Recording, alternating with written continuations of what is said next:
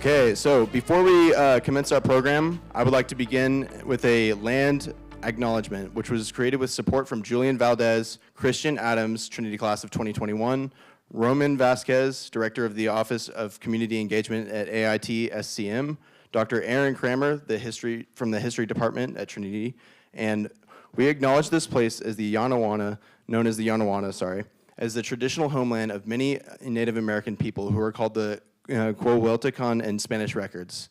Historical records document 200 tribes, bands, and clans, including in the Papaya, Pajuame, Harame, Pompopa, Barrado, as well as many Aboriginal peoples known as the Estokena, who continue to uphold their traditional lifeways. We acknowledge these various indigenous communities as the traditional people of the land now known as San Antonio, Texas.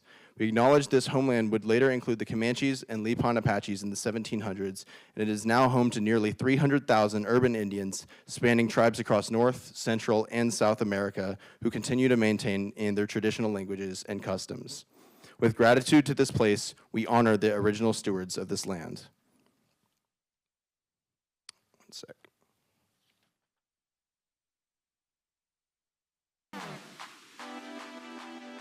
My name is Andres Sandoval. I am the CEO of Cloud Therapy. I'm Chris Stewart, past Stumberg Prize winner. I'm Tiffany Perez, and I'm a student at Trinity University, and I competed in the 2020 Stumberg competition. My name is Neha Kapoor, and I am the founder and CEO of Chiropac. My name is Diego Trevino. I am the co-founder of Global Artisanal Brands. My name is Jacob Perel-Zeidelman, and I'm co-founder of Quick Sip Coffee. Entrepreneurship is not easy. It's like climbing a mountain. The higher you go, the less oxygen you have, the tougher it gets. And it's a fast-paced life, but it's exciting. Hence the reason why I always travel. But to any of you that have some hesitancy to apply or jump the gun in this world of entrepreneurship, I say do it. You have an environment that you can fail, and failure is probably one of the most important things in entrepreneurship. You will learn so much after you eat it, and you'll get back up and hopefully not fail again. It's an amazing experience, and probably the most impactful part of it for me was writing out a real substantial business plan, which is an amazing skill, a great skill to develop. And the Stumberg experience overall, it helps you to develop your presentation skills, your networking skills, and of course your business plan, writing out a business plan. I always wanted to be an entrepreneur. It was a dream of mine, and that's why I chose the university, because of its entrepreneurial program, and the Stumberg competition helped to accomplish that. So being able to make the decisions on ultimately that determine my business model's success or failures, that holds a lot of weight and responsibility. However, I do know, I know nobody will get in the way of my vision but myself. So despite, yes, it's very challenging being a student and starting up and the Stumberg competition and all, but I promise you, it is all worth it for sure. Chiropac was really born with the Stumberg competition. I had some amazing mentors really encourage me to apply and take a chance on the company, take a chance on myself. When all Chiropac was an idea in the back of my head, and they really helped me take it from idea to an actual company. And I think what's really neat about the program is that you have these people judging you, these people listening to your pitch, and what's so exciting is that they feel the same level of energy and enthusiasm for your product or service or your company as you do. I would definitely not be the person that I am today, and I would certainly not do what I do for a living if it wasn't for Stumberg Venture Competition. Now, since I can remember, I've always wanted to be an entrepreneur. And the entrepreneurship department, alongside with the Stumberg competition, really do help you transform your ideas into plans, which then become a reality. I think there's no safer space to learn, grow, succeed, fail than the Stumberg Venture Competition and the accelerator process. There are very few times in your life where you'll have the opportunity to say, I can totally fail, fall on my face, and get back up and do it again, or change to what you want to do. I think if you don't take this opportunity with the Stumberg competition, you may not ever get it again. Despite coming from a disadvantaged background without any real financial guidance and Entrepreneurship had always been a part of my life, since childhood, thinking back.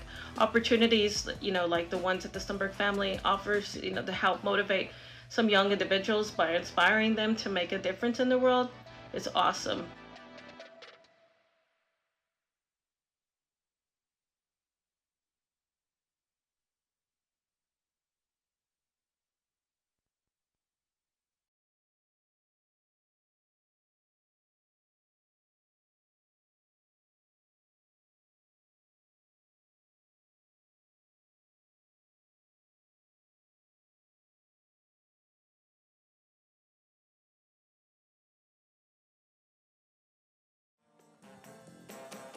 Well, hey everyone, I'm Carmen Armanda, and I'm the director for the Center for Innovation and Entrepreneurship.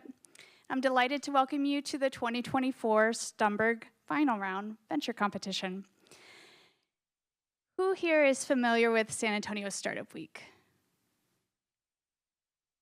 Almost everyone, I love that. Okay, well, then you may already know this, but I'm going to tell you anyway. The theme of this year's San Antonio Startup Week is investment. And when you hear that, I want you to think every interpretation of the word investment. Investing in ourselves, investing in our community, our entrepreneurs, our underestimated founders, and through that, our future. I offer that partnership as a perfect underscore to what we're here to do tonight with the competition. Stumberg creates opportunities for and teaches investing in all of those areas. And this competition is a small part of what makes Trinity really special. Whether you're new to our community or an active contributor, thank you for being here tonight. The Stumberg Venture Competition honors the legacy of the late San Antonio businessman and civic leader, Louis H. Stumberg. A food industry pioneer, in 1946, he co-founded Patio Mexican Foods, a company that took frozen Tex-Mex foods nationwide. Mr. Stumberg was a dedicated member of the Trinity's Board of Trustees and held leadership positions with numerous organizations such as the San Antonio Chamber of Commerce, United Way of San Antonio and Bexar County, the Alamo Area Council of Boy Scouts, as mayor of Terrell Hills, and as a civilian aide to the Secretary of the Army. He gave generously of his time and his treasure and was instrumental in helping build San Antonio's business and civic life. On behalf of Trinity community, please join me in a round of applause and thanking Herb Stumberg, who's here with us today, and the entire Stumberg family for their steadfast support of Trinity's and this competition.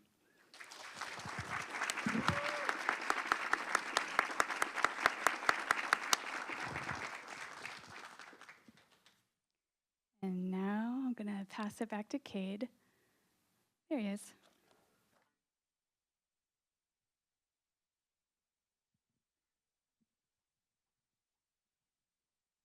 Good afternoon, everyone. My name is Cade Harger. I'm excited to be here and to be your MC for the night. I'm in the class of 2025. I'm majoring in computer science and minoring in data science. During my time at Trinity, I've held multiple leadership positions in my fraternity, Omega Phi, as well as the Trinity Chess Club. I'm also working towards publishing AI research. I've been involved with the entrepreneurship department, and last year I was a finalist in the Stumberg competition. I'm confident you'll have great questions for the teams tonight, but please hold them for the reception. The Q&A during the program is reserved for the judges. Tonight, you'll hear from this year's sponsors, which is Frost Bank and Hearst Labs, as well as Provost Megan Mustaine. As well as the Stumberg finalists, and lastly, President Dr. Vanessa Beasley. To kick off tonight's activities, we're going to play a brief introduction video from one of our sponsors, Hearst Lab. In investing, potential is everything. A vision for the world that's different. That is an opportunity. Finding the women-led startups, that's the sweet spot. This is the ultimate competition. If people don't walk away getting your vision, then you failed. It's very, very intense. Every year is a quest to find the next multi-million-dollar business. Visionary Eve Burton and her team of scouts search the country on their hunt for startups with the greatest potential. All I want is for them to crush it and win the 100K. I mean, that's such a revolutionary idea. Over 1,000 businesses become 5 finalists. How are we going to take these applicants down to those 5? And one life-changing moment. If she can break it down, she can make the world understand it. Do these 5 startups have what it takes? It's time for women of the world to be part of something that will make them as wealthy as their male counterparts. Found Her, the Pitch Lab. Please join me in welcoming the alumnus representative of one of our event sponsors to the stage to say a few words. It's Dan Geddes of Frost Bank.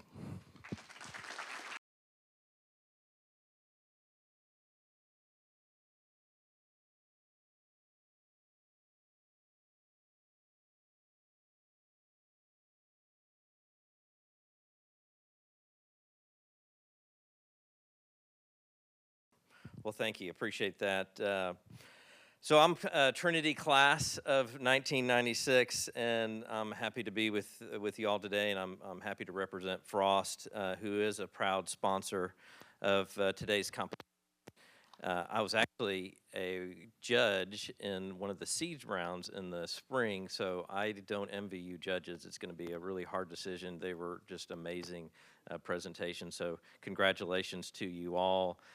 Just super impressed. I want to congratulate you all. It's one of the reasons why I'm so optimistic about the future of our economy here in San Antonio. Just a pitch for y'all to stay here in San Antonio after you graduate. Ever since our company was founded right here in San Antonio, more than 100 test. We've worked with entrepreneurs and small businesses to help Texas communities thrive and move forward and be a better place to live and work. Doing that by helping out with competitions like this is just one of the ways that Frost has shown its commitment to San Antonio and to all the communities where we operate. We have a special fondness for San Antonio because of our own origins here. And also, we were part of the origins of Trinity moving to San Antonio.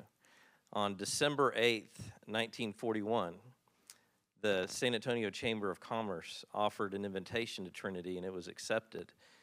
December 7th, 1941, was the day that the Japanese bombed Pearl Harbor. So while our country was gripping with war, our leaders here in San Antonio were thinking ahead.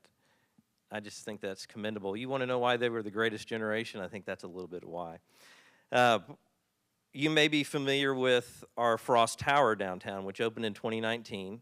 And it's only the 4th headquarters building that our institution has had.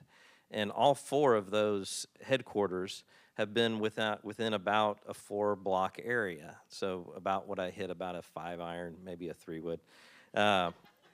So that symbolizes this long-standing relationship with the city of San Antonio, with Frost, and with Trinity. And it's only grown and expanded. And that's why you're seeing Frost on an event like this, and you might notice Frost all over town. You are probably familiar with where the Spurs play, the Frost Bank Center, and where our livestock show and rodeo is held. We also have the Frost Plaza at the Rock. If you haven't been out there, I would encourage you to go out there and experience watching a game out on the plaza. They have some concerts there as well, so check it out. We're also at the sponsor of the Frost VIP Club at the Boeing Center on the southwest side of town. I would encourage you to go out there. It's the coolest club in Texas, the Frost Club. We also have our new Frost Tower, which I hope you appreciate it at night, lighting up our sky, and it really is a beacon of the future looking westward in our downtown. These are examples of what we mean when we say Frost. We're all about making people's lives better, and we take great pride in sponsoring events like today. I'd like to thank everyone for letting me be a part of this event, and now I get to have the honor of introducing the Stumberg Final Round judges, who will be selecting the winner of the $25,000 grand prize and a $12,000 value Geekdom office today. First is Steve Wayland. Steve received his MS in Healthcare Administration from Trinity in 1980. He's an independent investor, advisor, and board member focusing on early-stage healthcare companies and serving on several boards within 40 years of industry experience, with his 40 years of industry experience. Oh. Thank you. And then what do I hit when I want to go forward? I will. Thank you. We'll see if this Trinity education is worth anything. All right, so, oop.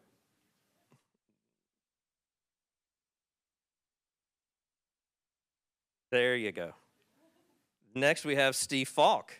Steve is a San Antonio native, earned his bachelor's in business administration in 1998, and don't worry, Steve, I'm not going to tell any stories about your time here at Trinity, and a master's in accounting in 1999, where he also played varsity basketball and founded the Phi Sigma Chi fraternity.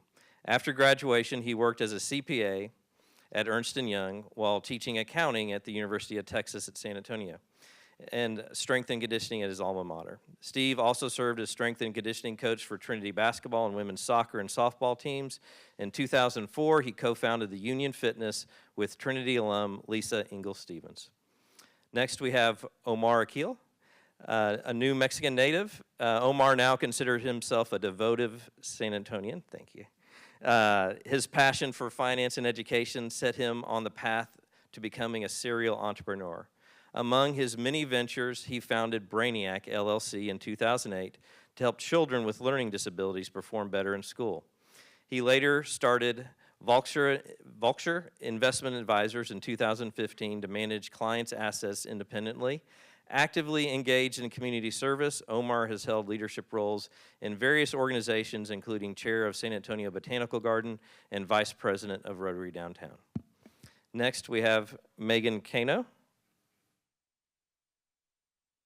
And Megan is a serial entrepreneur, founding companies in ProTech, diagnostics, commercial services, and much more. Today, Megan serves as the president and CEO of CHR Partners, a national nonprofit organization developing affordable housing and providing critical support services. Over her 10 years of service, she has increased the organization's portfolio by more than 300% and documented services to more than 15,000 individuals throughout the state of Texas. And quite a powerhouse by turning off. In 2010, Megan completed time with the White House Office of Social Innovation and Civic Participation, responsible for engaging and promoting public-private partnerships on a national level in an effort to serve our nation's growing needs. In 2019, Megan was named the San Antonio Business Journal's 40 Under 40 Woman of the Year and one of the top 100 national rising stars for the National Business Journal. She is also a proud mother to Jackson and Maxwell. And last is Bianca Rhodes. Bianca, multitasking. Yeah. Bianca graduated from UT Austin with a BBA in finance.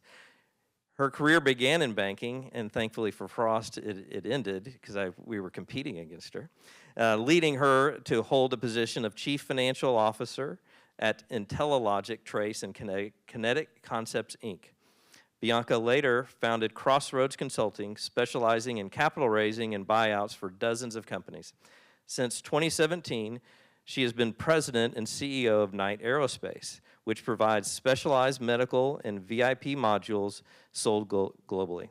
Bianca also serves on the board of directors of Dura Software, Lawson Products, NASDAQ ticker symbol, LAWS, and Intuit Medical. She was inducted into the San Antonio Women's Hall of Fame in 2021, being named San Antonio Business Journal's Woman of the Year. More information about the judges and how they're evaluating the teams can be found in the Stumberg program. And with that, I get to hand it off, I believe, to Provost Mustaine.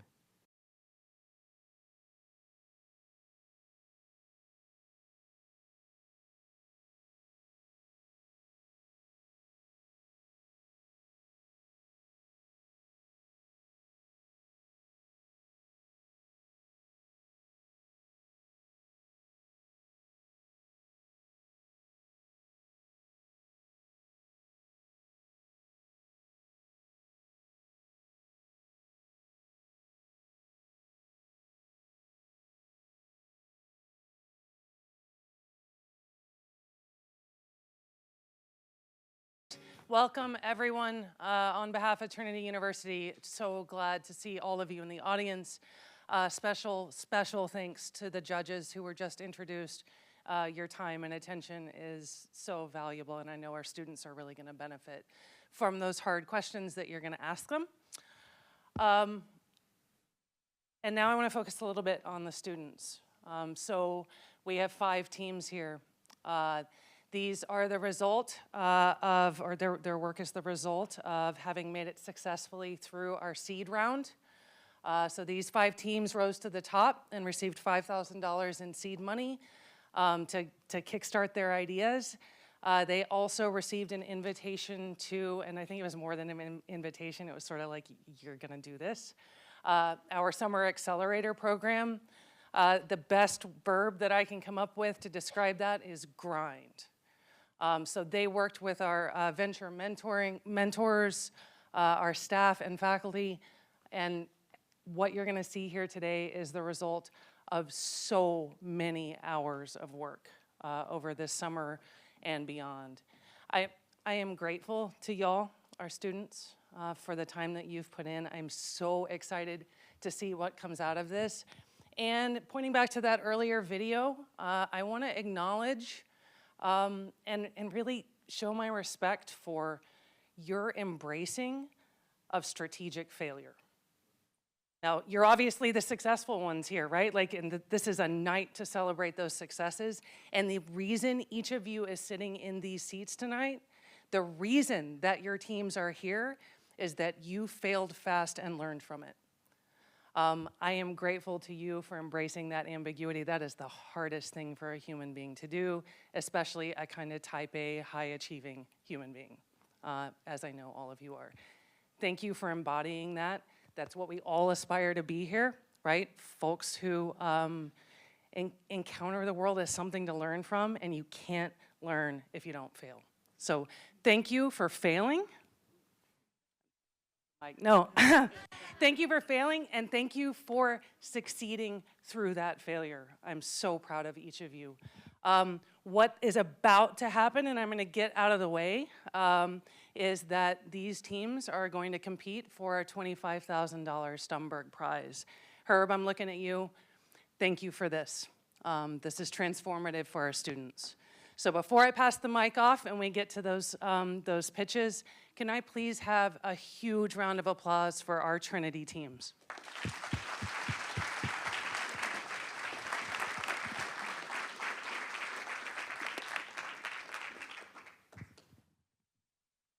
Gonna run with the mic.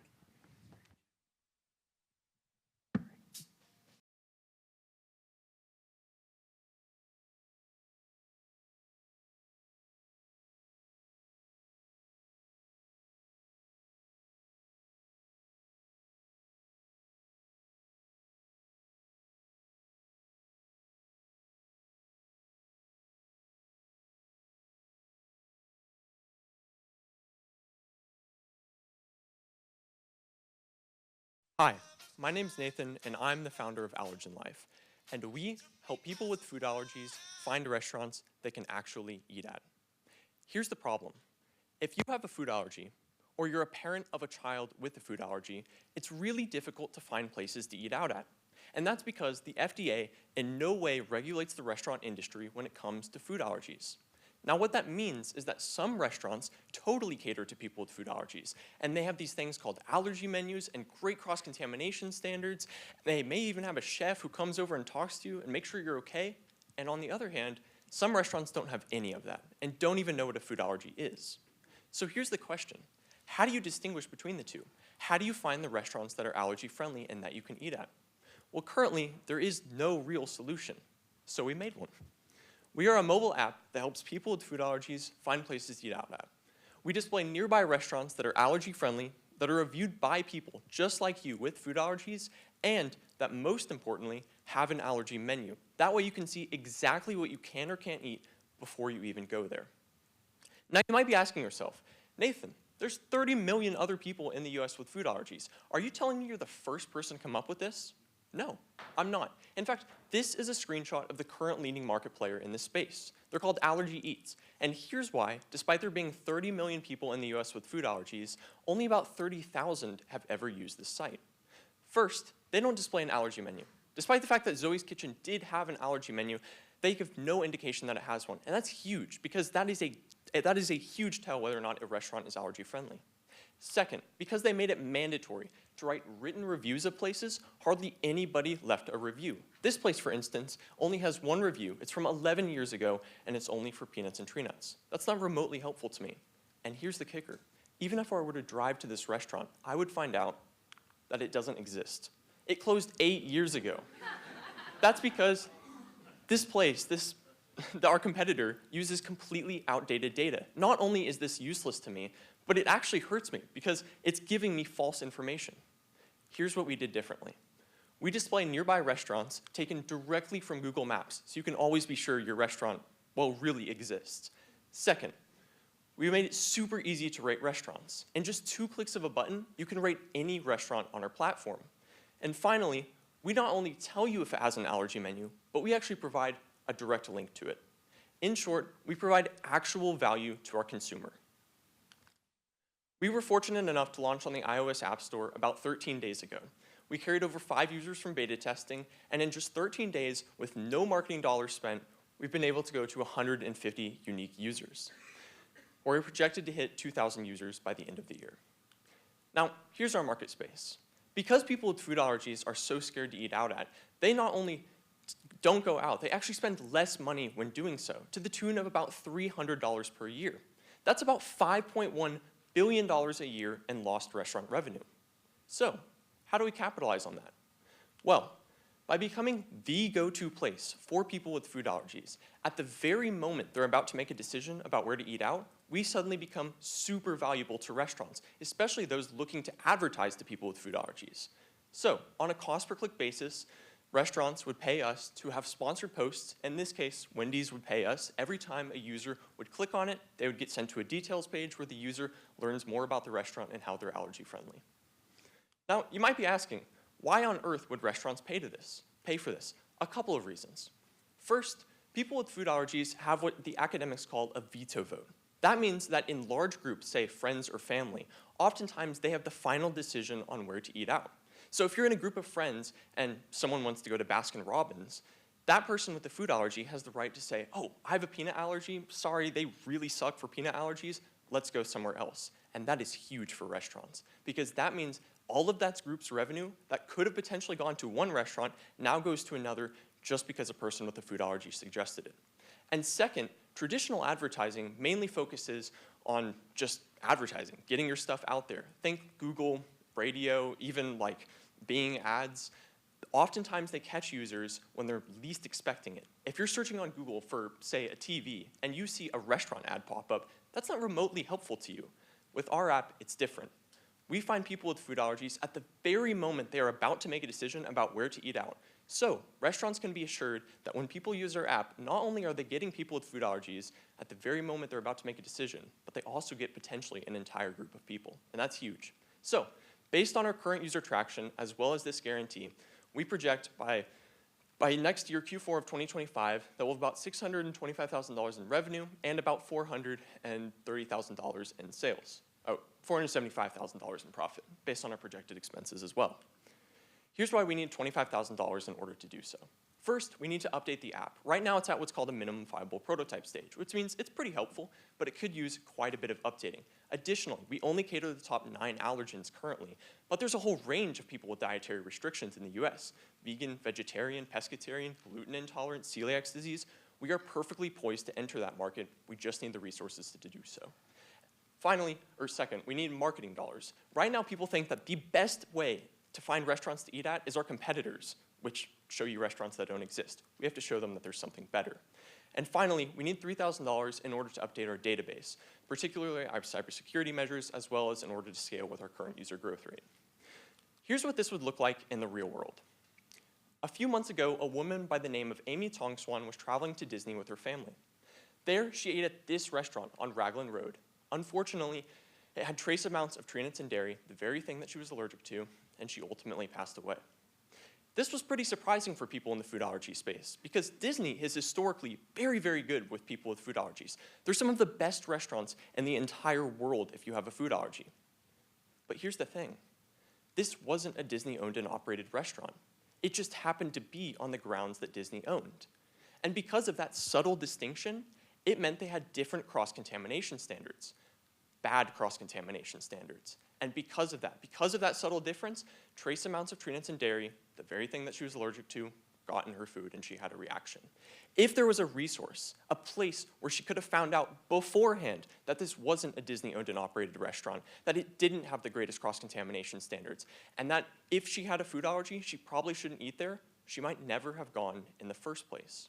So although it's important to remember that this app is pretty cool for people with food allergies and finding new places to eat out at, it also serves as an important reminder about places to avoid, and in that capacity has the power to literally save lives.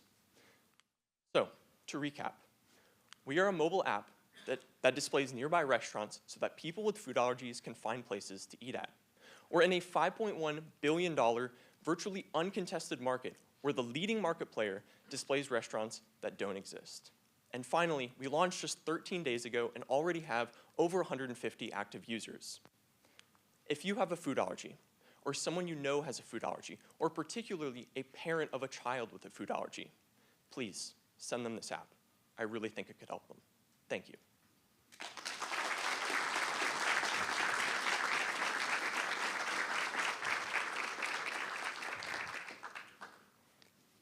And I'll take any questions.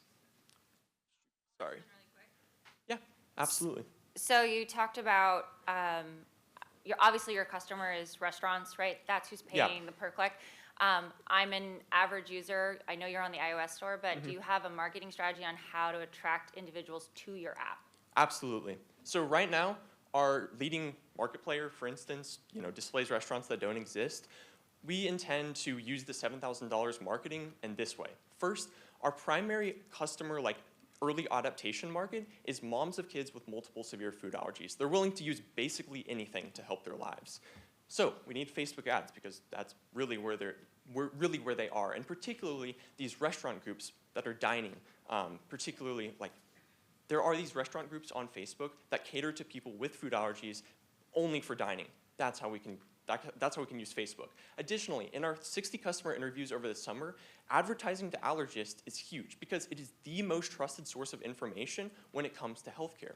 So advertising to these places with things like food allergy conferences or magazines or studies that the allergists are going to read is really how we're going to get the most users.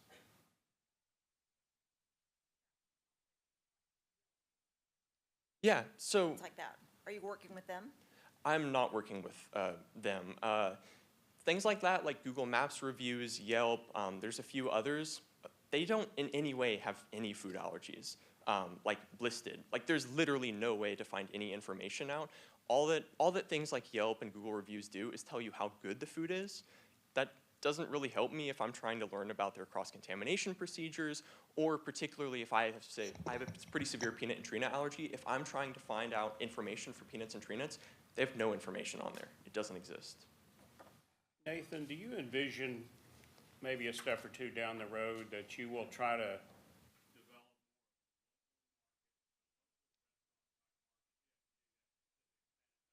Yeah, absolutely.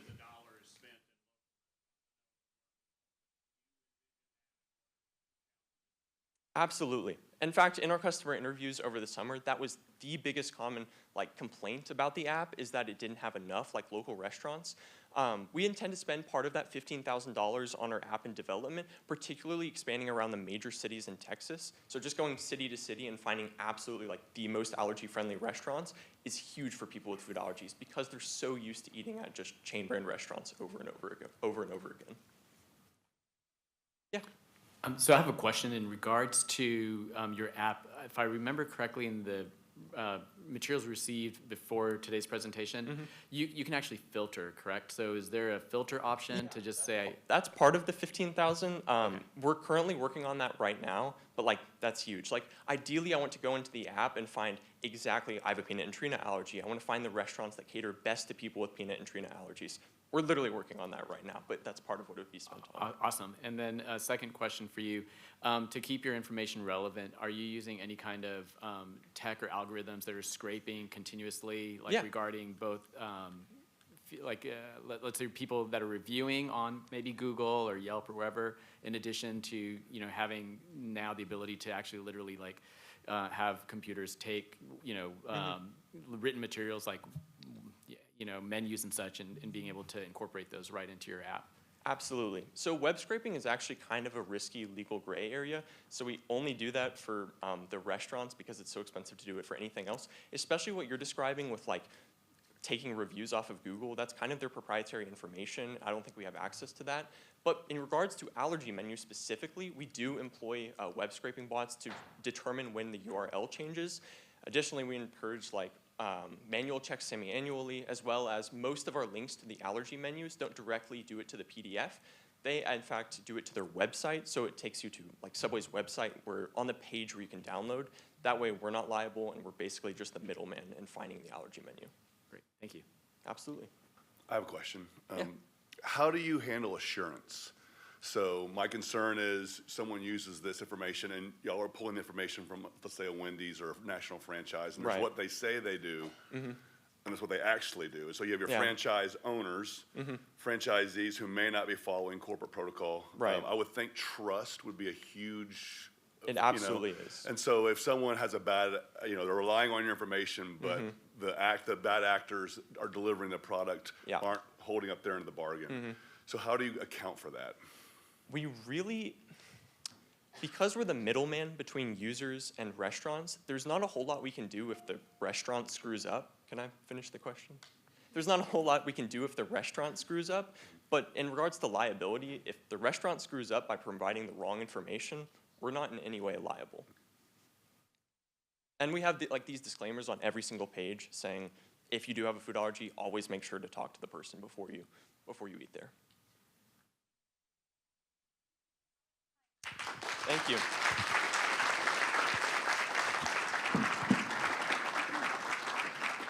Before we hear from FitQuest, we're going to give the judges a couple of minutes to record their evaluations.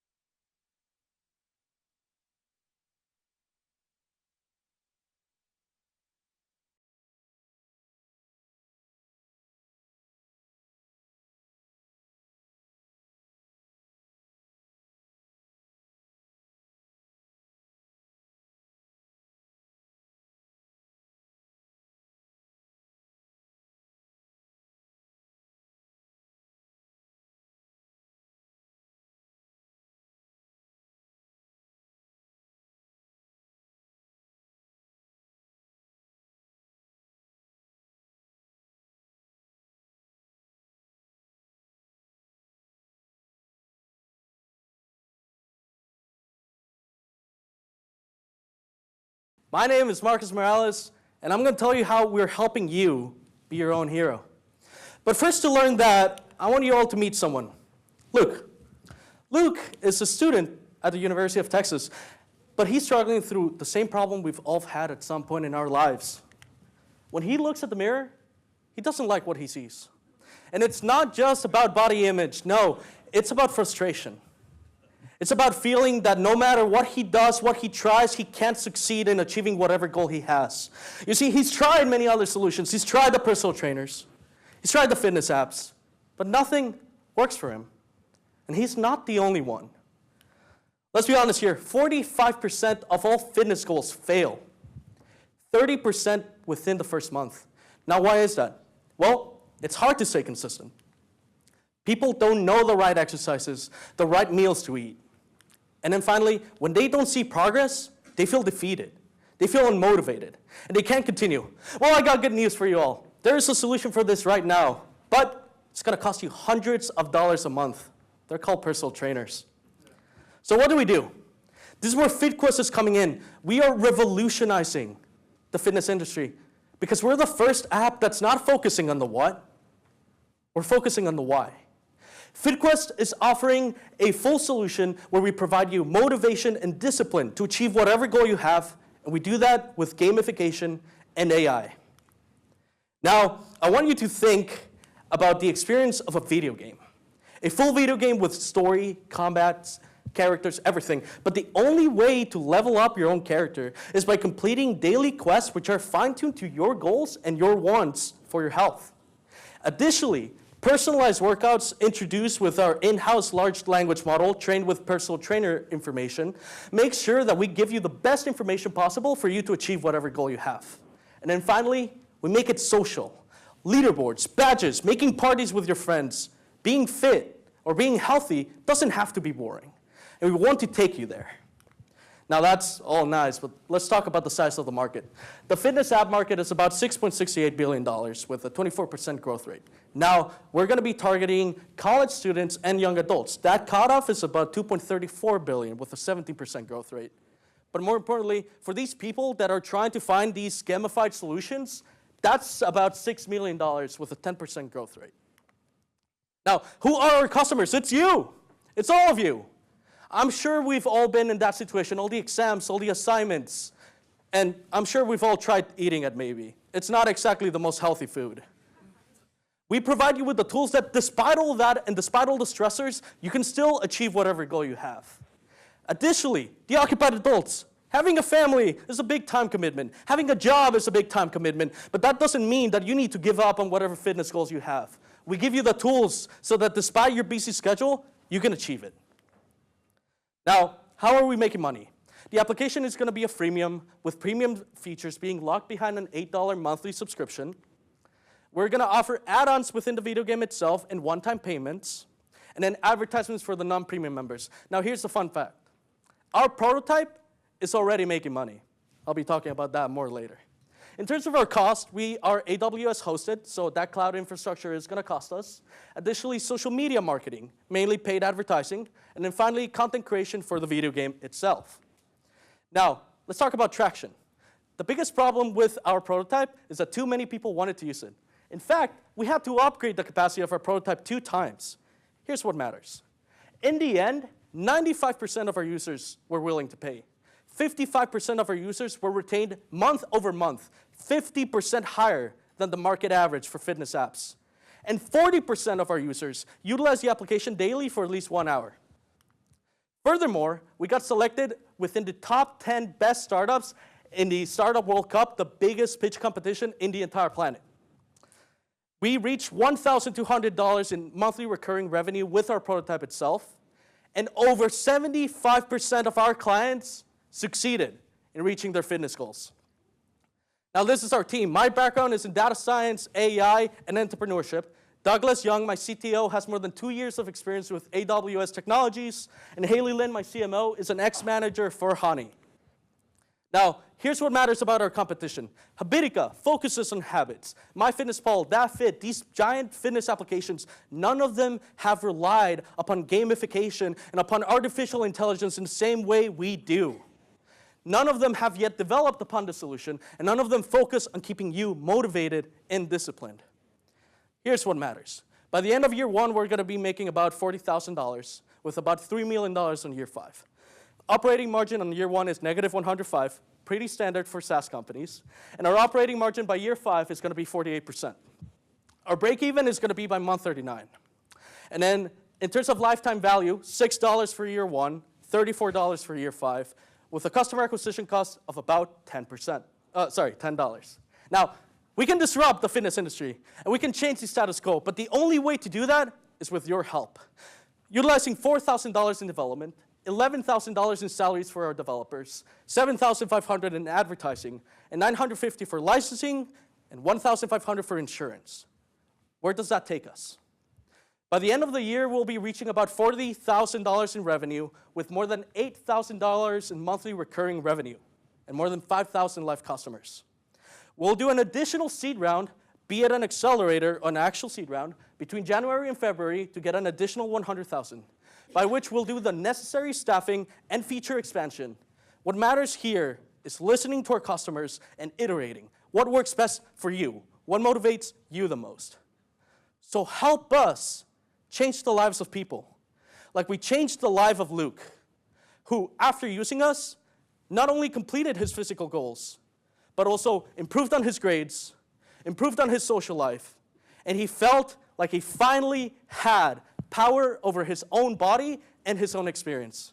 In his own words, FitQuest helped me reach goals I thought were simply impossible. Thank you so much.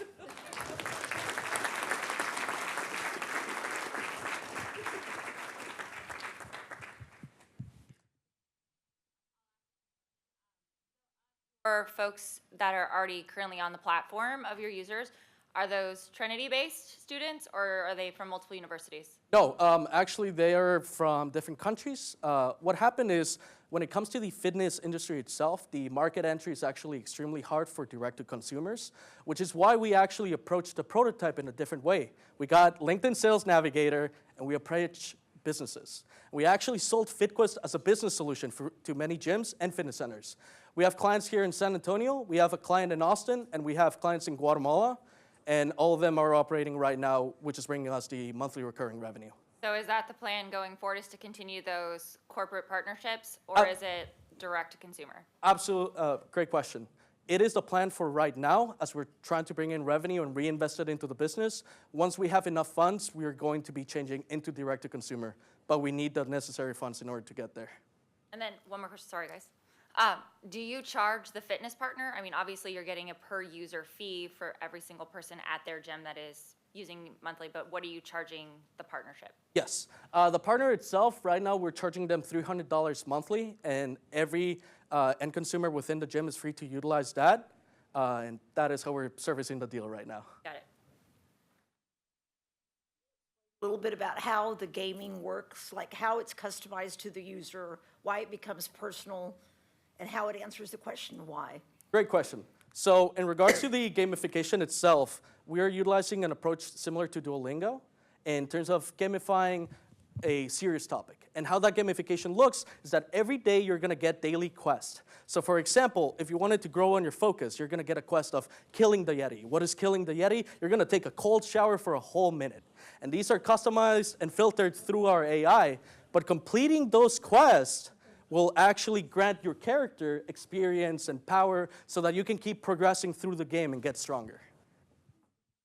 Got a question. I think it's a great idea. I think it's so great that Strava and MyFitnessPal, the 800-pound gorilla is coming, right? So what is your ability, how are you thinking about the ability to compete with someone who could probably throw a lot more money at it, a lot more resources at it, I would think relatively quickly?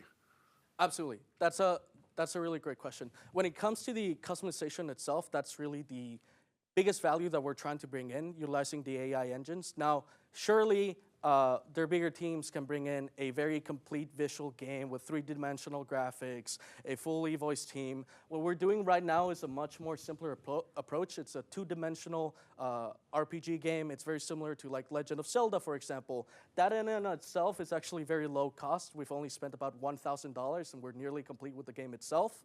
And then as we continue scaling on the revenue, we need to see how we can find a niche that doesn't answer to everything that Strava's trying to do, and we can keep our revenue coming in.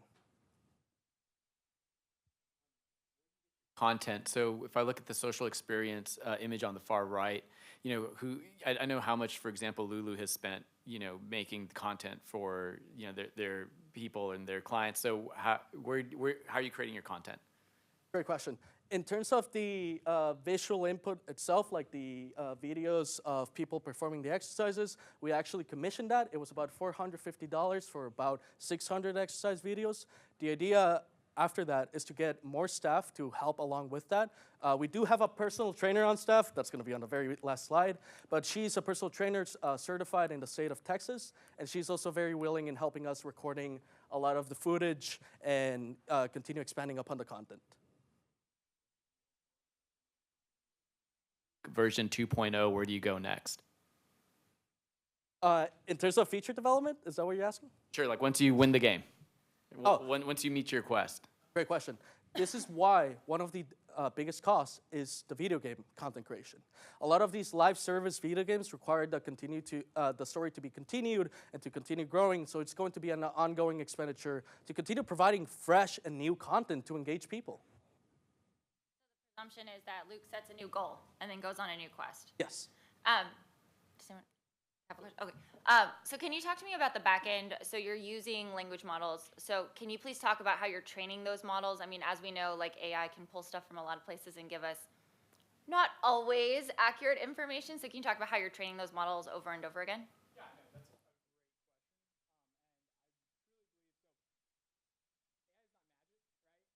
Fueled by data. And so the most important thing is that we're making it easy for our users to give us data. Specifically, going along like, hey, what are our preferred workouts? So right now, when we generate a workout for a user, it actually tells us whether or not, hey, this user did this workout or this user didn't do this workout, right? And so that helps us train our models. What we're currently developing right now is kind of like Spotify, where we're able to actually say, hey, this is some user feedback we got that we're currently developing. And that's, hey, I like this workout. I don't like this workout. Our AI is training based off that. In the future, one of the main things that we see is we actually can learn from integrating my preferred workouts to my gym classes, for instance, and recommending classes because that's something that's fun, that's social, and that's motivating. And it actually helps our AI algorithm grow with more data and more easy user interfaces. Thank you. So much.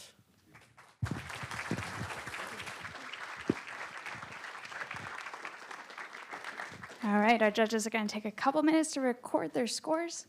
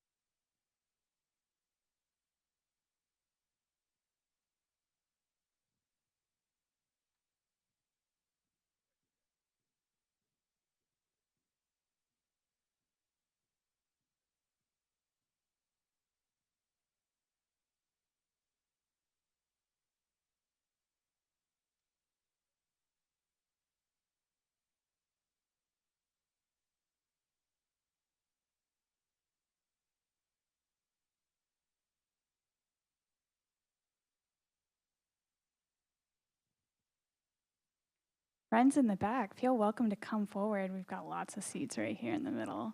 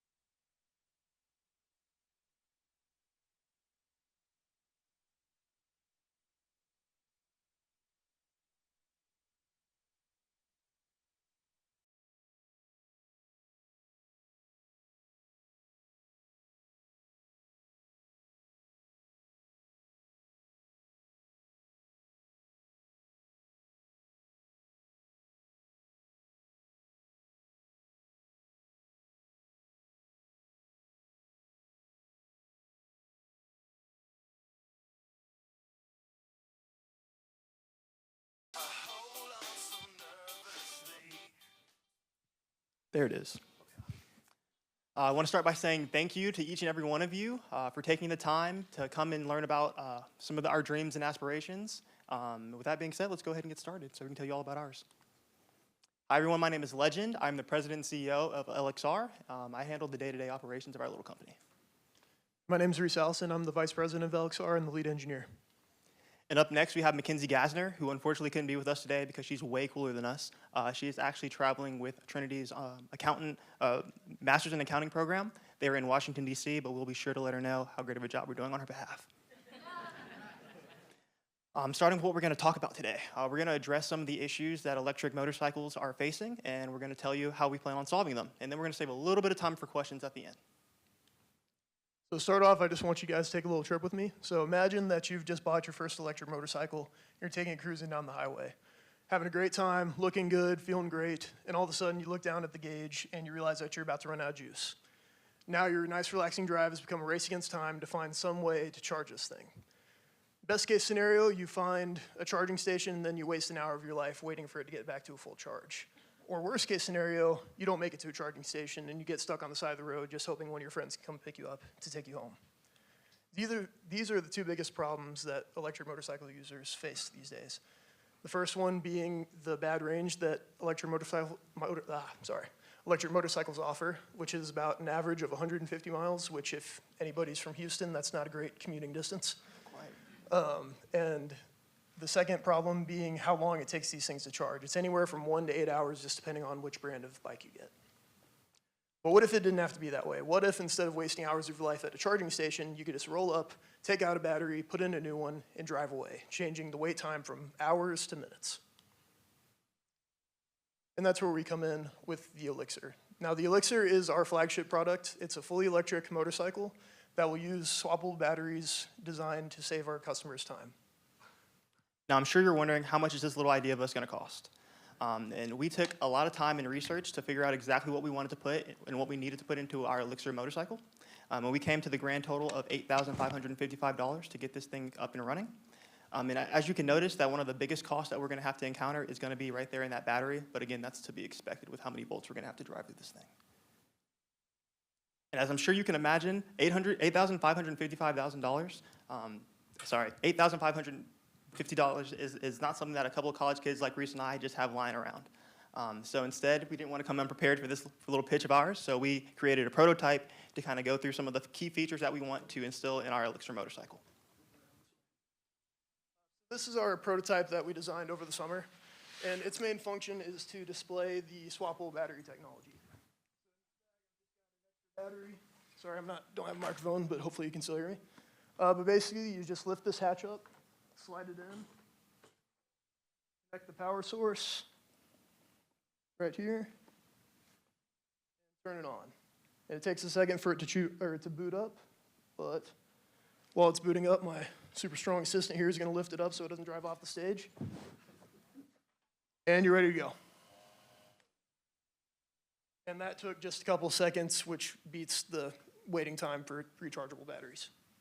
And if you're like me, you took 281 to get here this morning, and you might have noticed that there's a few sharp turns that you have to worry about. And here at LXR, we believe that safety is paramount, which is exactly why we built a device that will actually notify our riders that maybe you should take it a little bit easier on those turns. So it actually is notifying you that you might want to slow down and enjoy the ride a little bit more.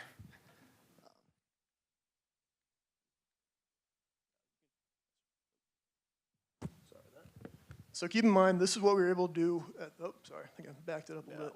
Keep in mind, this is what we were able to do with just a fraction of the cost of our full prototype. So just imagine what we could do with 8,500.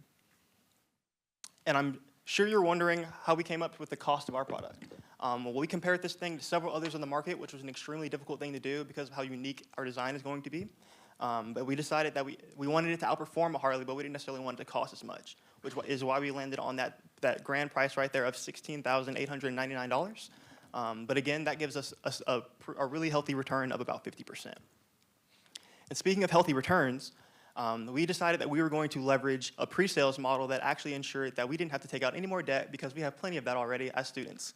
And with your help, in year one, we'll actually be able to begin our first fully functioning prototype with the Elixir, where we'll, again, then be able to start in year two, starting in September, with a very conservative goal of only being able to sell one bike a month, all the way up until year three, which would still give us a healthy return of that almost $60,000 in year three, at the end of year three. Who are we selling this to? Our target riders are the journeyers at heart, the tech enthusiasts who love adventure but also want to remain environmentally conscious. And one of the best ways to do that is to select your mode of transportation, and that's where we come in.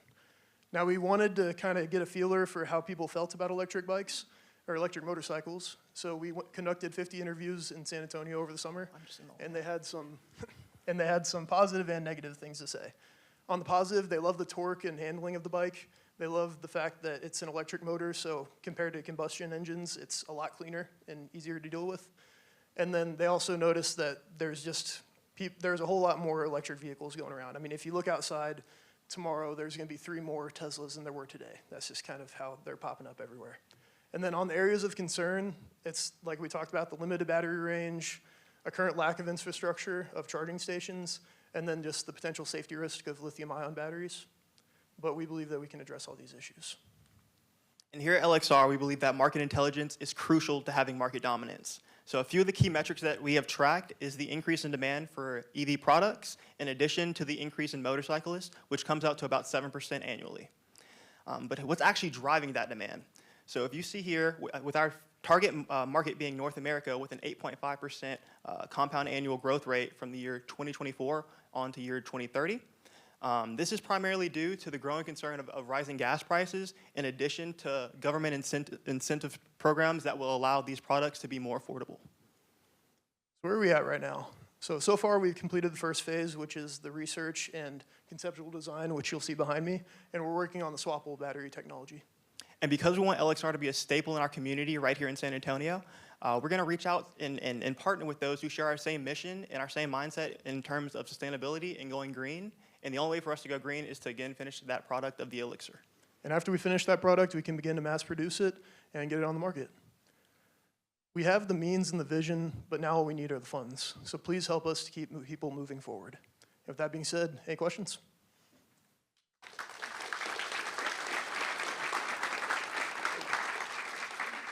Is that on? So I noticed your costs have material cost.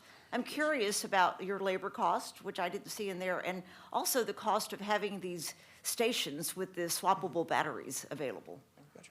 So in terms of the material costs, as you already saw, those are all broken out, and we plan on actually building our first prototype ourselves in-house.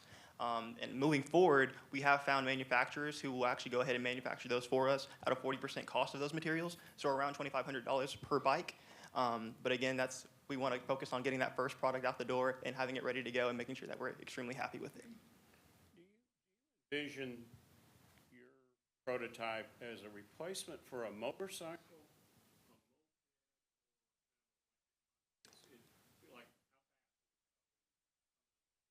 Are you talking this motorcycle or the one that we're planning on making the full one? So that one, it's going to be a replacement for electric motorcycles because electric motorcycles are already on the market.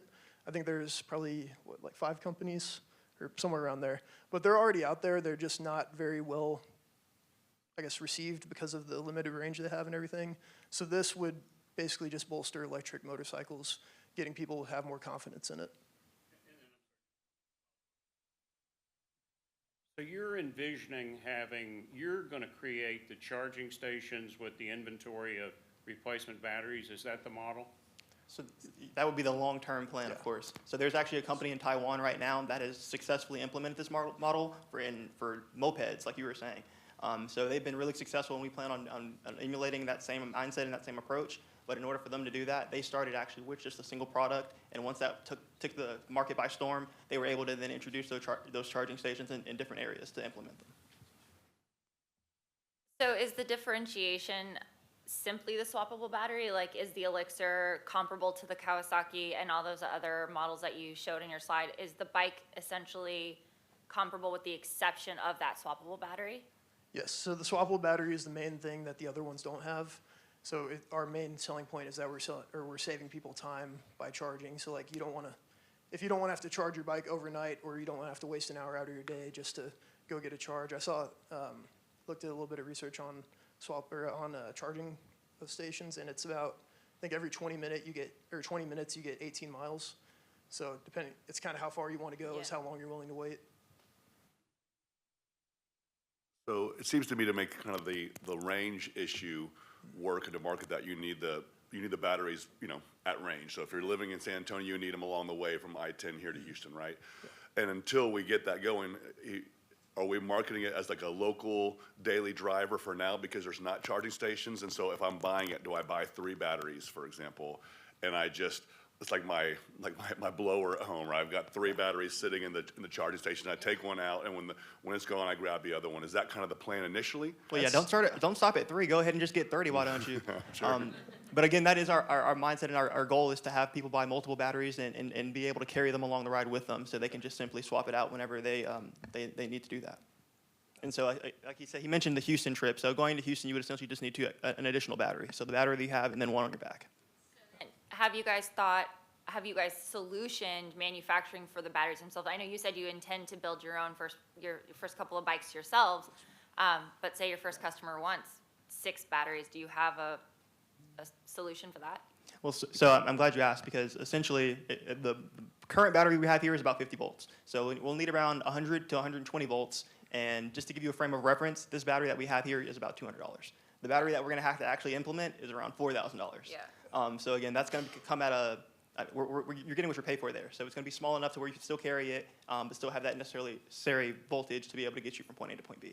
And battery technology is also constantly evolving too. Like I mentioned how lithium-ion has some problems with safety concerns, but there are also other alternatives. They're just not quite there yet. I guess a more direct question is, where are you sourcing those? Where are we getting the batteries? Yeah. As of right now, I think we're looking, where are we looking at? I can't remember these.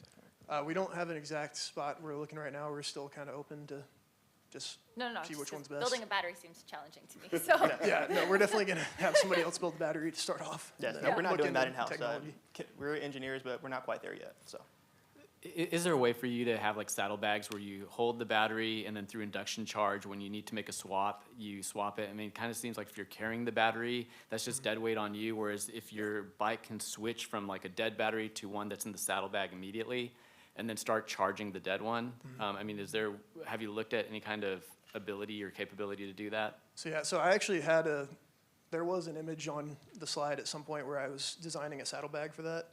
It was just to replace them, but I do like the idea of having it to be able to recharge, kind of like how your car radio and everything works while you drive. But the only problem with that is whenever you're going fully electric, sometimes it takes like either just about the same amount of energy or a little bit more to recharge something. So we'd have to kind of go into that and see if we can make that more efficient. Yeah. Thank you very much.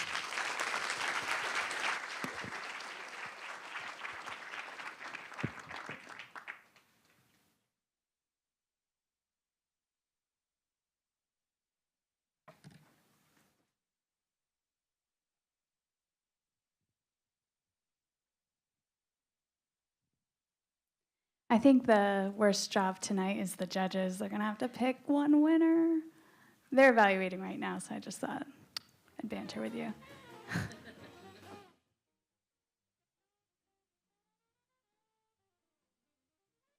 If you are thinking, I have a favorite, there'll be a time for that momentarily. We're going to listen to all 5 teams first, though. But be thinking about which one you're going to vote for, right? You guys can vote, too. I won't tell anyone.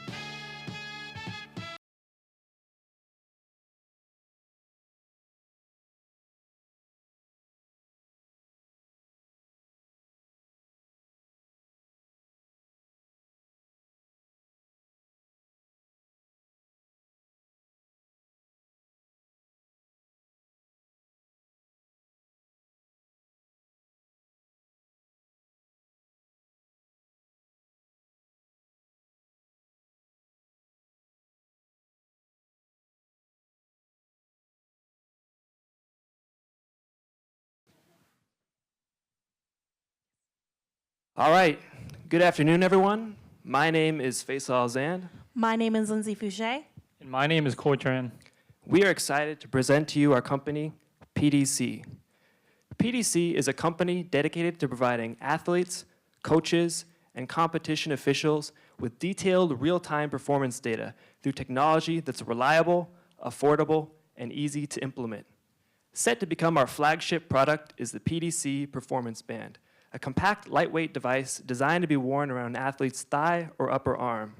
The band contains this small but powerful Bluetooth sensor that tracks angle data in real time and transfers it to our app, where it's stored and displayed as intuitive performance metrics.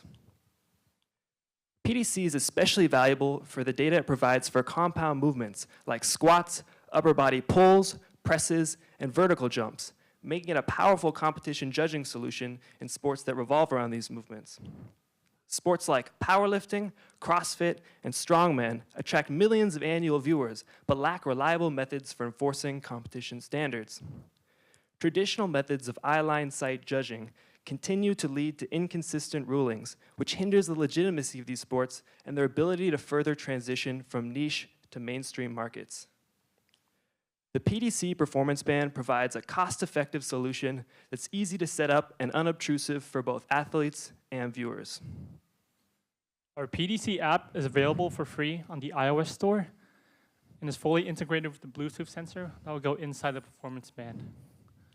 While performing a movement with our band on the arm or leg, the sensor's data is transferred to the app, where users can receive real-time visuals and auditory feedback.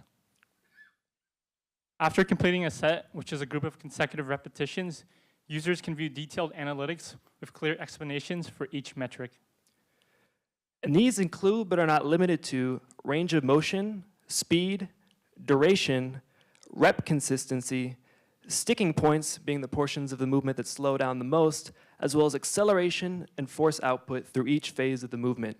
These insights can help identify weak points, assess technique, and determine which muscles are being activated or underutilized.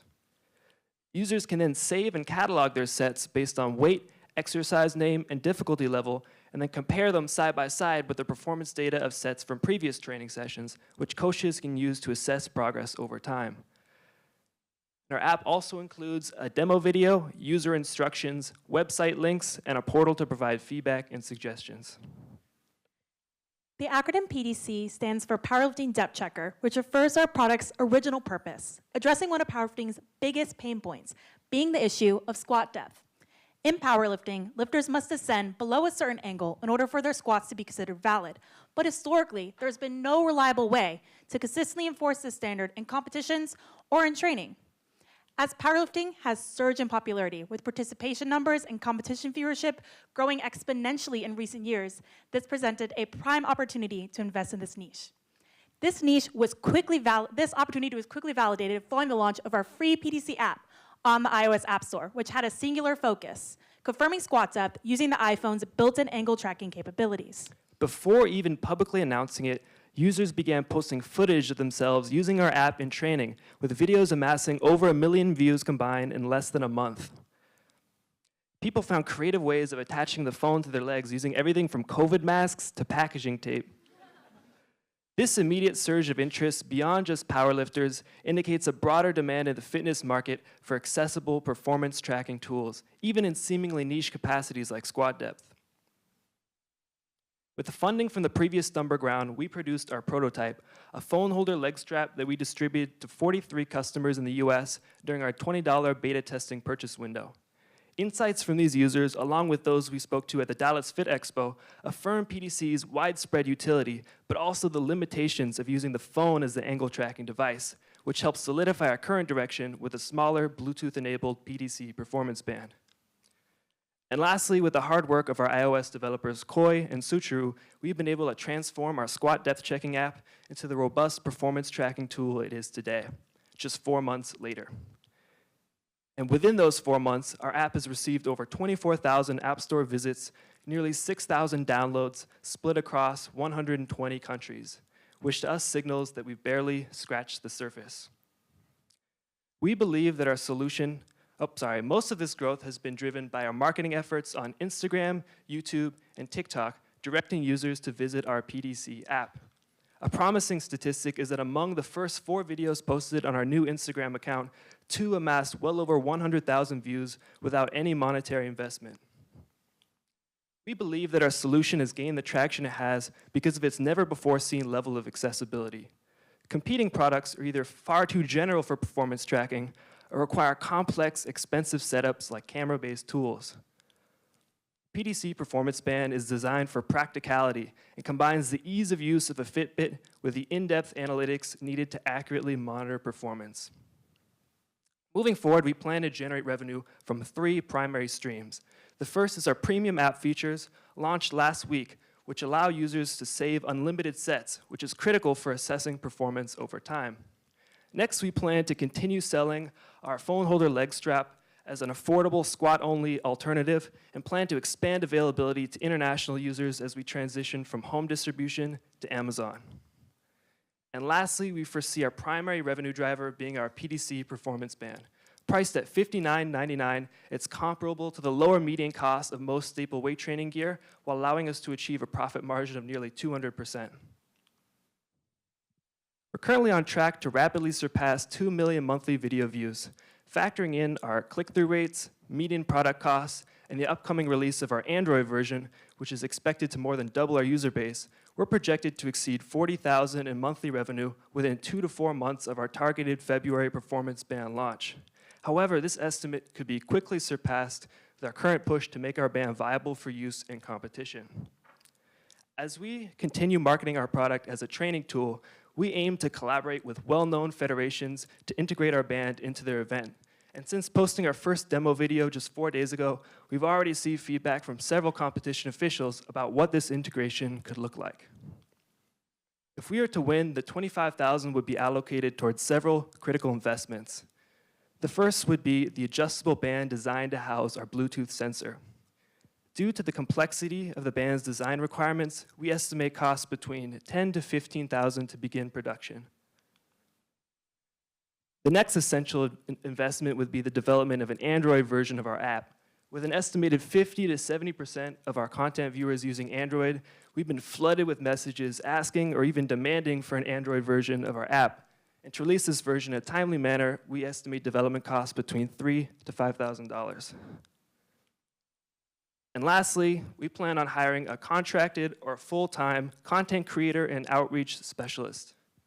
Given the rapid success of our videos on social media and the fact that our current staff is already stretched thin, this would be a critical step in furthering our social media presence, collaborating with brand affiliates, and engaging with new customer segments. And with that being said, thank you.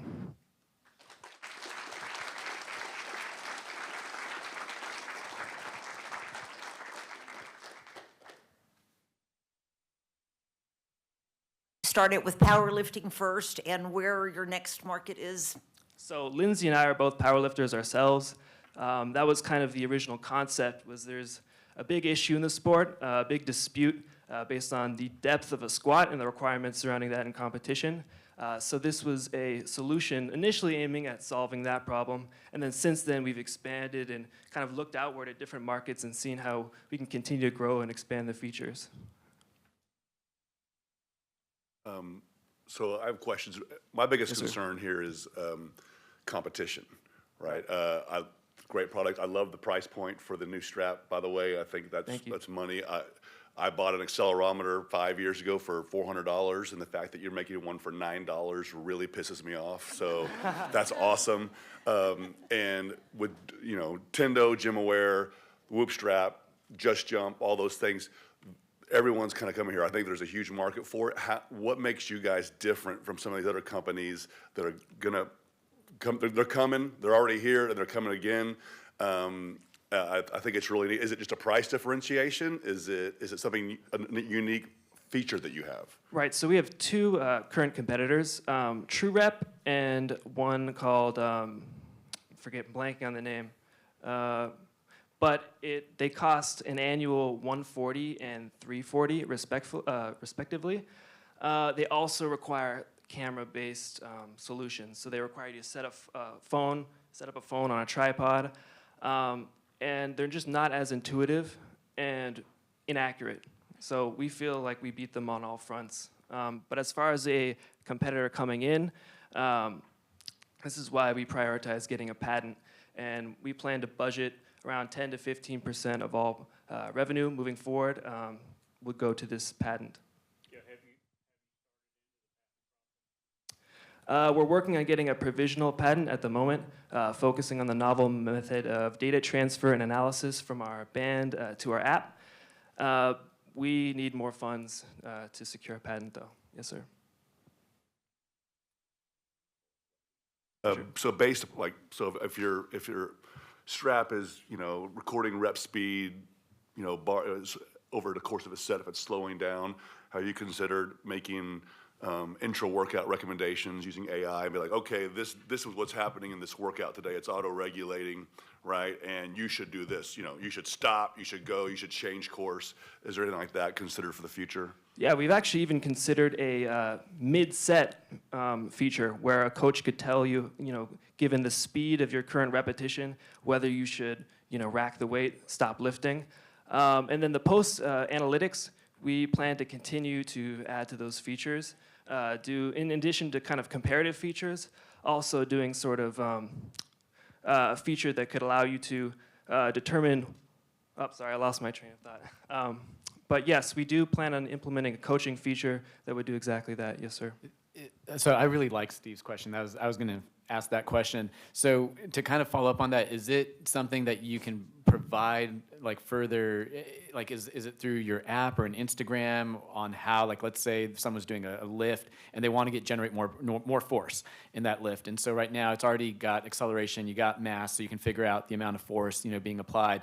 So can you give them, like, how would they know how, maybe it's not just reduce the weight, but maybe, to hit a certain amount of lift potential, how do they generate that lift potential? Right, so your question is regarding implementation and programming with the data? Yes, actually, we have considered that. Our main focus is just on the analytics, the raw analytics.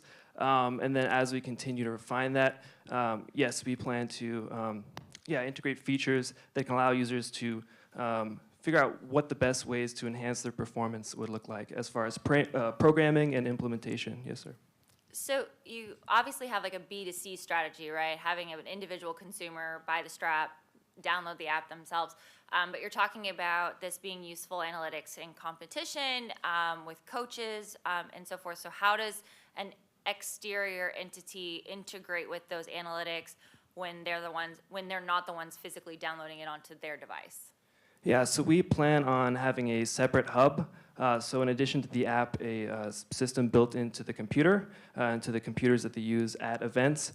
That's currently the biggest hurdle as far as implementing our ban into events. And we're trying to collaborate with competition officials to kind of overcome those issues. Oh, yes, ma'am. Thank you.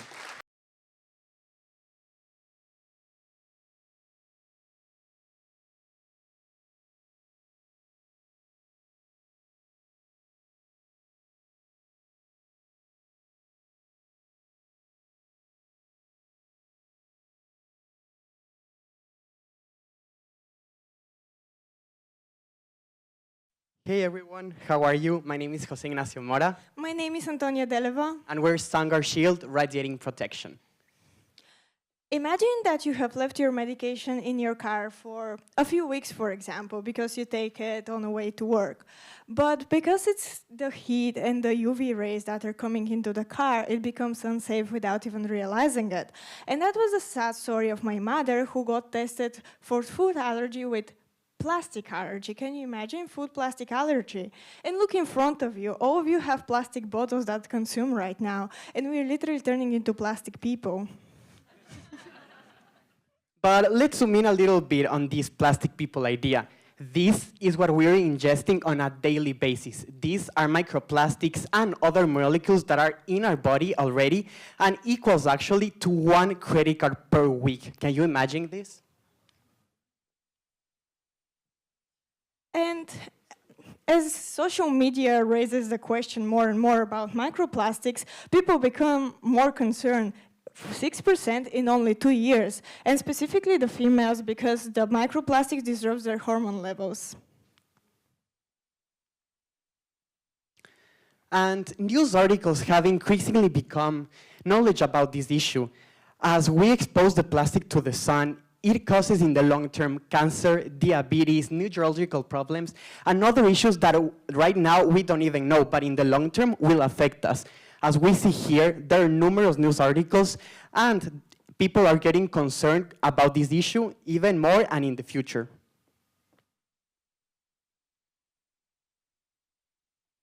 And the society have no real chance to be a thoughtful buyer because they don't know what is in their products. And also because they're too dependent on plastic. More than 50% of the US market, people prefer to use plastic containers to store their things. But both of us have identified this as a never-ending story. Plastic manufacturers, when asked by regulatory bodies to change the plastic composition of their output, often replace it with a toxic chemical that is just as toxic and is just as bad for our health and affecting everybody here and in everybody in this world. And the lawsuits are expected to reach 21 billion, which is 1/4 of the plastic manufacturers' revenue by 2030. And that harms them a lot, and we want to help them. However, both of us consider that a single sticker is the solution that plastic packages have always needed and will always need in the future. Introducing Stumberg Shield sticker, UV and heat sensitive sticker that reacts to heat exposure to show you the heat level of plastic packages. As we see in this demonstration, it begins as a white color.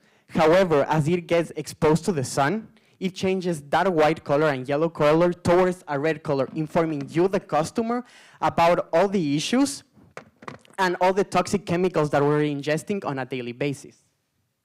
This is a speed-up process, and also it's applicable to different types of plastic packaging, as we can see. And for now, our potential market in USA is more than 1,000 companies, but we target specifically regional health-conscious beverage and food companies, as well as cosmetic and pharmaceutical companies. And you should ask, why hearing us? Why being part of Stumberg Shield? Well, we will provide plastic manufacturers health-conscious branding.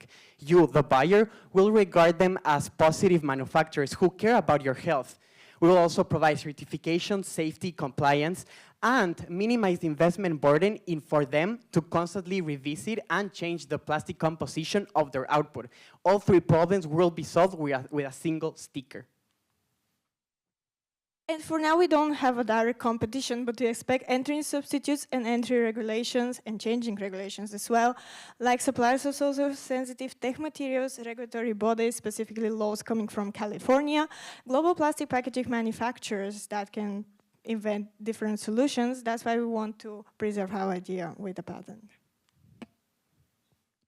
And for now, a single sales price, of course, this can fluctuate, but for now it's set for 5 cents. The production cost is around 2 cents, and the contribution per margin is 50% of the single sales price per sticker, and the break-even point is 34,000, which can be made pretty fast. Regarding the 5K funding, initial funding that we got on the seed round, 30% of that was used to construct a minimum viable product, 40% to continue researching about the issue we're addressing, and 30% towards marketing effort to continue and deliver our idea for more people to get to know why our sticker is the one that will change the game. Regarding the 25K funding, 12% will be directed towards intellectual property to protect our idea. As we see, there's no competition. 40% towards scaling production of our sticker, 20% towards an e-commerce platform for plastic manufacturers to know about their idea and purchase through it, and 28% for marketing efforts. And Stumberg Shield is based on scalability. For now, we're targeting B2B, and also we appear in local chambers of commerce, like the San Antonio one, and we want to appear in networking and online retail platforms, but we will need more funding for that. And this is the enlightened team behind me and Antonia. I'm Jose Ignacio Mora, the co-founder and chief marketing officer of Stumberg Shield, who will be in charge of targeting those plastic manufacturers and making sure that our idea is on every plastic bottle that you see in this room. I'm Antonia Delva, the co-founder and CFO, and I make the connections between our team that have engineers and scientists to ensure the product becomes better and better every day. Also, we have international outlook, probably you catch by the accent. We are both international students from Europe and South America. And that's why both of us consider the time is now. Let's protect your health with our sticker. Wear Stumberg Shield and be part of a revolutionary solution for your health. Thank you very much.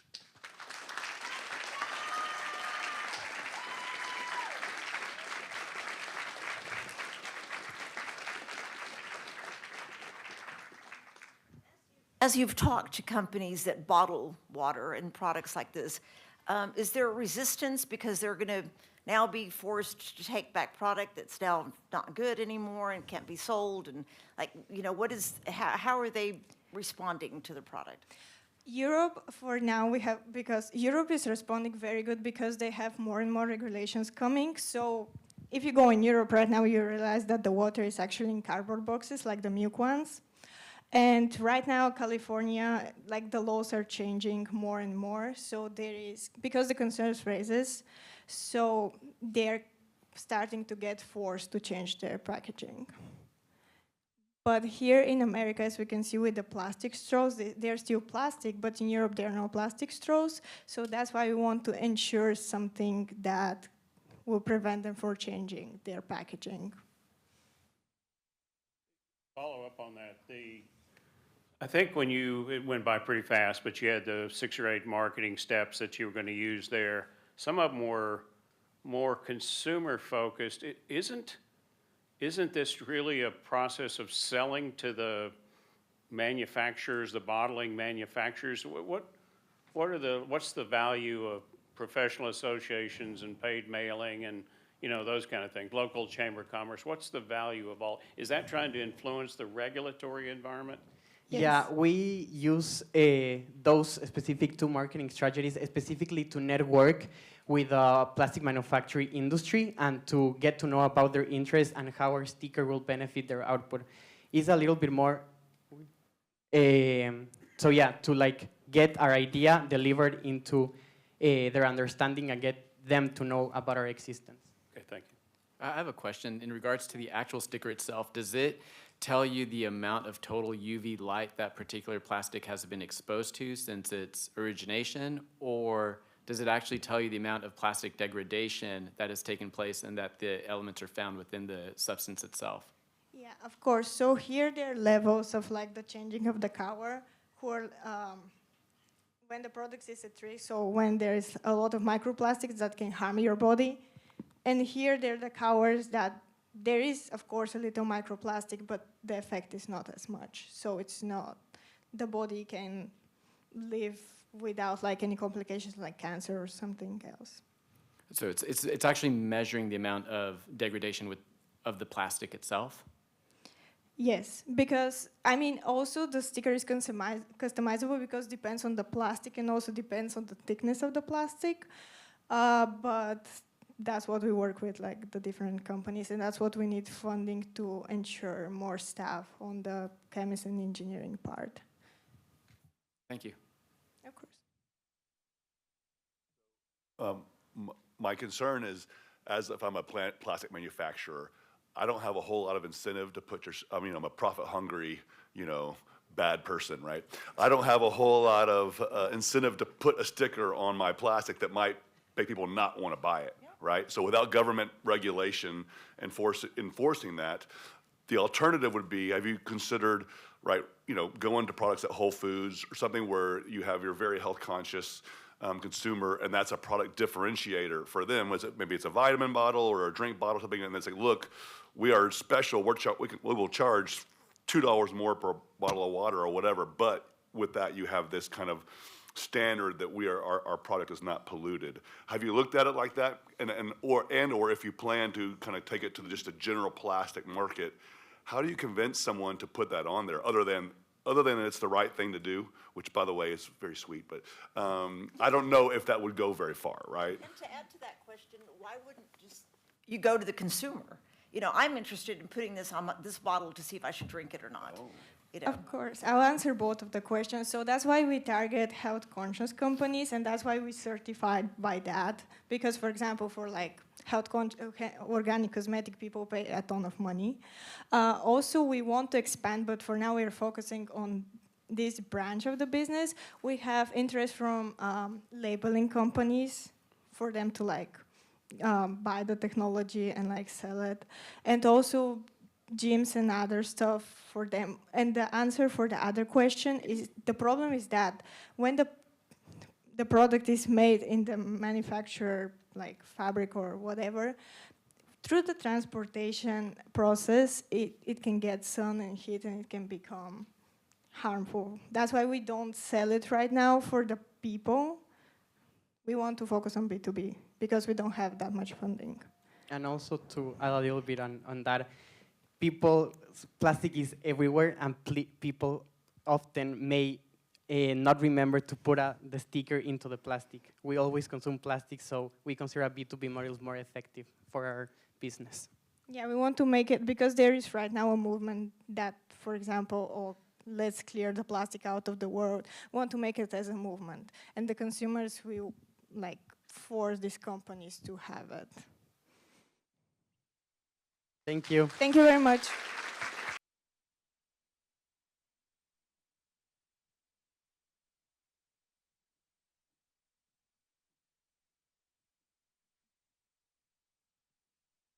It's always amazing to see how much these groups have grown since their seed round.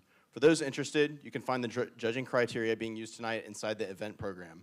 For all Trinity students, next year's Stumberg competition application is now open until January 31st.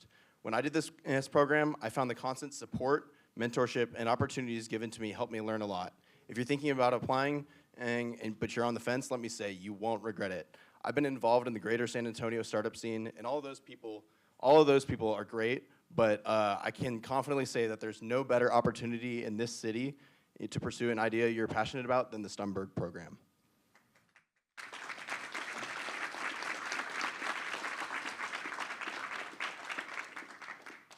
So while the judges decide on our winners, you can now choose to vote for a venture you believe should receive some extra love. The team with the highest number of votes will receive bragging rights as well as a plaque. So, that's the QR code for next year's competition. I'm sure you'll find that outside as well. And then these are our teams. So it's I'm going to show you a QR code in a second. It's going to take you to that page. You can just skip. You don't need to register. And it's also going to ask you for your name. You can put that if you like. You can also just skip that. And here's the QR code to vote. Give you all a minute to do that.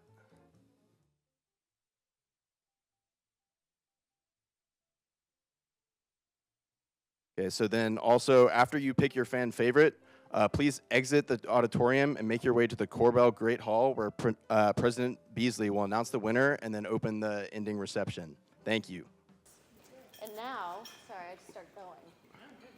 I'm excited to announce that after the conclusion of voting,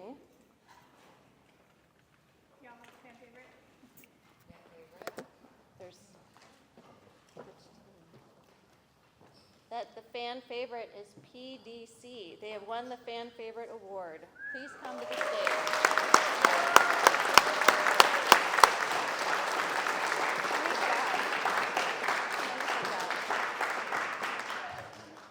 Oh, we're taking a picture now.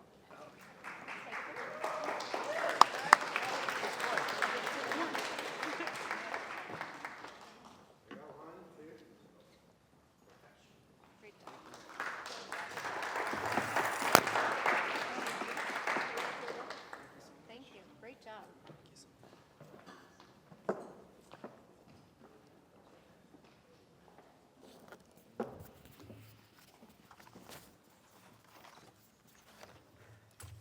Right, thank you. There's a variety of microphones and clickers and things up here, so let's make sure it's all working well. Welcome, everybody. Thank you for making the transition with us into this beautiful space here in the Corbell Great Hall. And again, I want to start by, first of all, offering my thanks and my congratulations to all of the teams that competed today. I have to say, one of the privileges of getting to sit behind you when you were presenting and when your colleagues were presenting was listening and watching to how you were supporting and encouraging each other, and then hearing that again when it was over and the comments you were giving each other on how much you'd seen other teams progress. So I just want to tell you that feels really Trinity to me, and I'm so proud of all of you for being at this stage. Let's give them a big round of applause.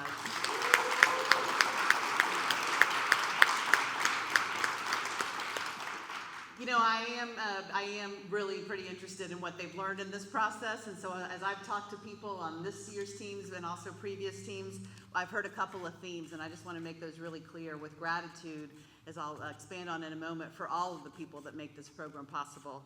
I've heard participants in this competition talk about how it's expanded their understanding of business, and you heard a lot of that in their presentations, right? It's no small thing to have a business plan. For all of us, it might be an easy thing to come up with an idea, but to take it all the way down the line is a big accomplishment.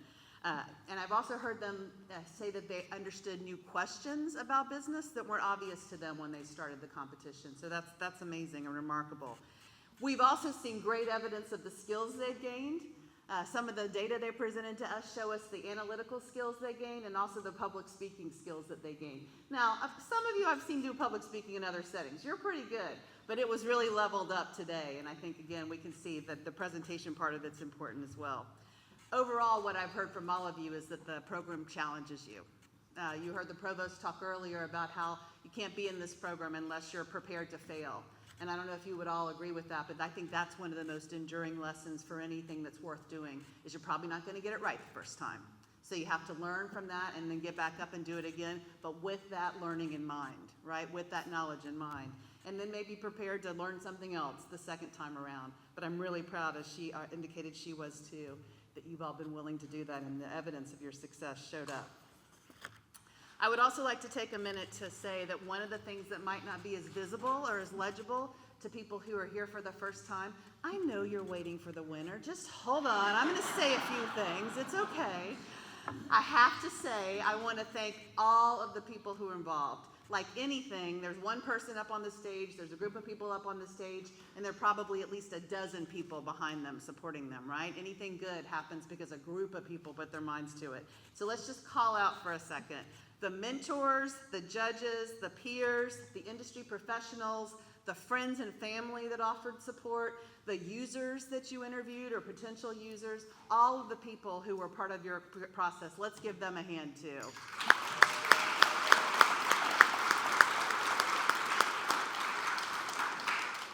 And of course, I also want to give my personal thanks and acknowledgement of the fact that we're here because other people thought this was an important idea and they thought it was important enough to give their financial support. So as we know, what's going to happen in a few minutes is that one of the teams is going to get a check for $25,000, and they're also going to receive a generous $12,000 gift from Geekdom for a year-long membership and office space in an entrepreneurial community where you can talk to other entrepreneurs. So again, I want to thank everybody that was involved, everybody who thought this was a good idea in the first place. I want to give a special shout out to the team here at Trinity University that makes this all work, to the staff in our Center for Entrepreneurship and Innovation.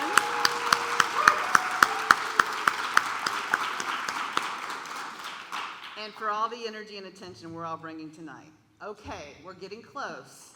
After the winning team is announced, don't leave, because if you do, you'll miss out on a really fun part of the evening, which is the opportunity to talk to all the teams and see what they've learned and offer them encouragement and ideas for what they're going to do next. Because even though we'll only have one winner tonight, of course we have lots of wonderful ideas and lots of momentum to go into the next stage. I would also like to bring somebody who's very important to me up to the stage to announce the winner. I would request that Herb Stumberg Jr. come and join me up here as a representative from the Stumberg Foundation.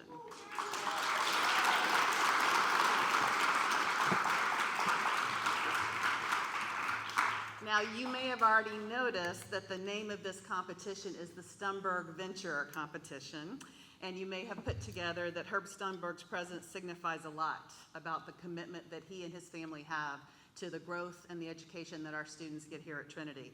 And I actually can't even begin to tell you how deep their commitments to those goals are.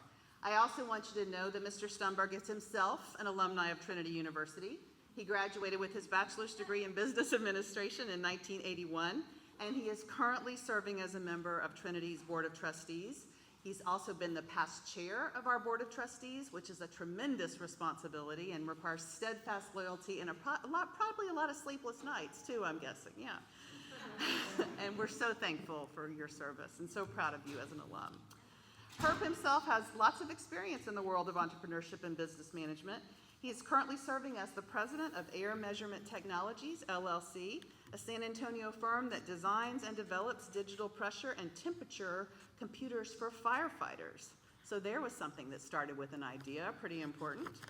And previously he was a partner with Rickman & Associates, which oversees real estate partnerships, and was a co-founder of Orca Industries, which developed underwater decompression computers for scuba divers. Another brilliant idea. Yes. Yes.